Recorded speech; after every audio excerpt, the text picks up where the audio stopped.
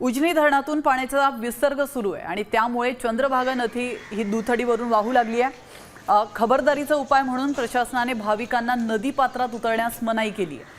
तर पाणी पातळी वाढ झालेली आहे पाणी पातळीमध्ये, त्यामुळे पंढरपूर तालुक्यातील 8 बंधारे पाण्याखाली गेलेत। यामुळे नदीकाठच्या गावांना प्रशासनाकडून सतर्कतेचा इशारा देण्यात आला।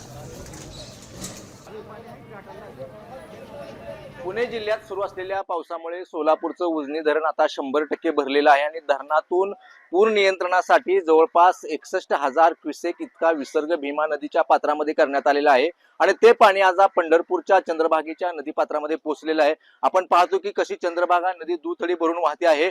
खरं तर पंढरपूरच्या ही नदी दुथडी भरून वाहते आहे। मंदिरात नदी पात्रातील सगळी जी मंदिर आहेत, भक्त पुंडलिक मंदिरासह सगळी मंदिर आता पाण्यामध्ये गेलेली आहेत। दुथडी चंद्रभागा वाहते आहे। नागरिकांना देखील सतर्क राहण्याच्या सूचना प्रशासनाने दिलेल्या आहेत। पंढरपूर येथील जो जुना दगडी पूल आहे तो देखील आता पाण्याखाली गेलेला आहे आणि आता पंढरपूरमध्ये चंद्रभागेची पाण्याची पातळी आहे ती 441 मीटर इतकी आहे। त्यामुळे धोका पातळीला काही आणखी मीटर पाणी कमी असे आहे। त्यामुळे जे काही झोपडपट्टी आहे त्या भागातील नागरिकांना देखील सतर्क राहण्याच्या सूचना दिलेल्या आहेत। भीमा नदीवरील जे तालुक्यातील 8 बंधारे आहेत ते देखील आता पाण्याखाली गेलेले आहेत आणि त्या बंधाऱ्यावरची सगळी वाहतूक बंद केलेली आहे। कॅमेरामॅन राजू मिसाळसह भारत नागने, साम टीव्ही न्यूज, पंढरपूर।